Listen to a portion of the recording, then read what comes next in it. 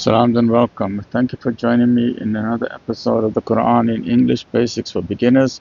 We are now looking at part 2 of Surah Al-Fath, the victory, from Sayyid Abul Ala Maududi Rahmatullah Alayhi, from the summary from Tafhim al-Quran, the meaning of the Quran. As we mentioned in the previous episode, because the historical background is so important to understand this chapter, we are going through it in some detail. Right, so this is part number 2. We left off the previous episode where Nabi Sal'lal'laa'hu A'layhi Was'sallam got a dream that he is doing a tawaf of the Kaaba and he is shaving his head. Now, to do a pilgrimage during this time of warfare was a very, very dangerous thing to do. Yet, despite the resistance from some of the allies around Medina who did not want to come because they said, we are going to our death, there were a total of 1,400 or 1,500 companions who decided to accompany him, right? So thus 1,400 of the companions became ready to follow him on this highly dangerous journey. Right, so let's continue with that. The blessed caravan set off from Medina in the beginning of Dhul Qa'dah in the 6th year of the Hijri. At Dhul Hulayfa, they entered the pilgrim's robe with the intention, the niyat of Umrah. They took 70 camels with collars around their necks, indicating that they were sacrificial animals. They kept only a sword each in sheaths, which the pilgrims to the Kaaba were allowed to carry, according to the recognized custom of Arabia, but no other weapon. Thus the caravan set out for the Kaaba, the house of Allah at Mecca, chanting the prescribed slogan of Labbaik Allahumma Labbaik, right? Now, this is very, very important to do this because of the warfare and the dangerous situation that prevailed between Mecca and Medina. And you must remember, Medina used to send scouts on a regular basis to ensure that Medina is protected. Similarly, Meccans, the Quraysh, used to send scouts on a regular basis to make sure that Mecca is protected and to be aware of what is going on around them.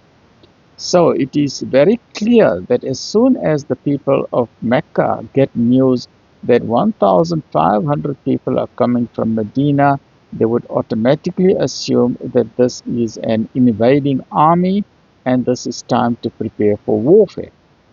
So to avoid this possibility, Nabi Sal'lal'laa'hu A'layhi Was'sallam used a very, very powerful tool that's known as visual awareness. From a visual point of view, he made absolutely sure that whoever was looking at this group of people, they can have no doubt in their mind that these were pilgrims and not soldiers. Because soldiers 1,500 soldiers will come with spears, long spears. They would come with swords and sheaths and bow and arrow and archery and so on. And they will be dressed in armor. And this is how they would look from a visual perspective.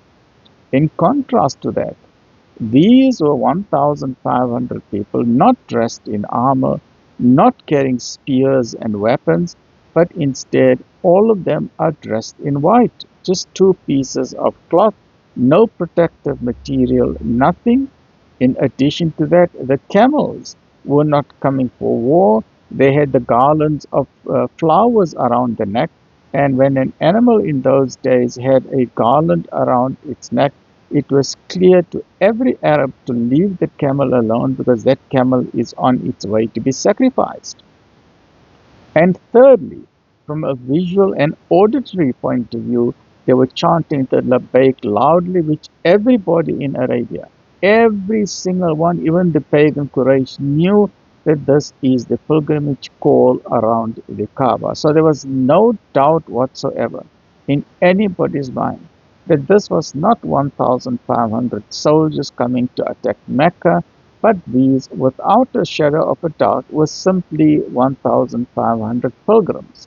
But despite this, there was always the danger that the Meccans would not like what is happening, and this is exactly what happened, right? Let's continue then. So the nature of the relations between Mecca and Medina in those days was well known to every Arab. Just the previous year, in the 5th year of Shawwal, the Quraysh, mustering the united strength of the Arab tribes, had invaded Medina and the well-known Battle of the Trench with 10,000 forces surrounding Medina. Therefore, when Nabi Sal'lal'laa'hu A'layhi Was'sallam, along with such a large caravan, set off from the home of his bloodthirsty enemy, the whole of Arabia looked up with amazement and astonishment that what's wrong with this fellow? What is he doing? And the people also noticed that the caravan was not going with the intention to fight, but was proceeding to the house of Allah in a sacred month in the pilgrim's garb, carrying sacrificial animals, and was absolutely unarmed. They did not come as soldiers, because the three sacred months are Dhul Qada, Zil Hajj, and Muharram. So this was the pilgrimage season, but they did not come for the Hajj. They simply said, we are coming for the Umrah before the Hajj season. The Quraysh were confounded and paralyzed at this bold step taken by the Prophet Mohammed, peace and blessings be upon him. Totally unexpected. Going into the jaws, going into the den of the lion, like a sheep going into a lion's den, right? So this was totally unexpected, that what is going on? So Dhul Qada was one of those forbidden months, a sacred month, which had been held as sacred for pilgrimage in Arabia for centuries. And everybody knew it, because not only was Nabi Sallallahu Alaihi Wasallam and his group coming on pilgrimage, but there were many other surrounding tribes also doing similar journeys. Nobody had a right to interfere with a caravan which might be coming for Hajj or Umrah in the pilgrim's garb in this month. So much so that even an enemy tribe could not hinder or block a caravan from passing through its territory according to the recognized law of the land. The Quraysh therefore were caught in a great dilemma. For if they attacked this caravan that was coming from Medina and prevented it from entering Makkah, this would arouse a clamor of protest in the whole country. Then other tribes will also feel threatened and say, look, this is not right. And all the Arab tribes would have the misgiving that the Quraysh had monopolized the Kaaba as exclusively their own. And every tribe would be involved in the mistrust that now it depended on the will of the Quraysh to allow or not to allow anyone to perform Hajj or Umrah in the future, and that they would stop any tribe with which they were angry from visiting the Kaaba, just as they had stopped the Muslim pilgrims. So the Quraysh were in a big dilemma.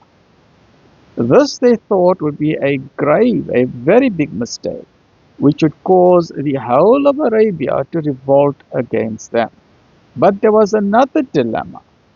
On the other hand, if they allowed Nabi Sallallahu Alaihi Wasallam and his large caravan to enter the city safely, they would lose their image of power in Arabia, and it would be seen as a sign of weakness. And the people would say that these Meccan Quraysh are afraid of Nabi Sallallahu Alaihi Wasallam. So at last, after a great deal of confusion, perplexity, and hesitation, they were overcome by their false sense of honor, and for the sake of their prestige, they took the decision that they would at no cost allow the caravan to enter the city of Makkah. They said, no ways. No ways are they going to come into Makkah. They are not going to enter here. Even though everybody is saying, guys, they're wearing the pilgrim garb, the camels got the sacrificial garlands around their neck. They have not come with any weapons. They've only got a small knife, and that knife you'll use it, for example, if you catch a rabbit and you want to skin the rabbit, and for cutting your food, whatever it is. They have not come to fight. They say, we don't care. As far as we are concerned, they are not coming into Mecca.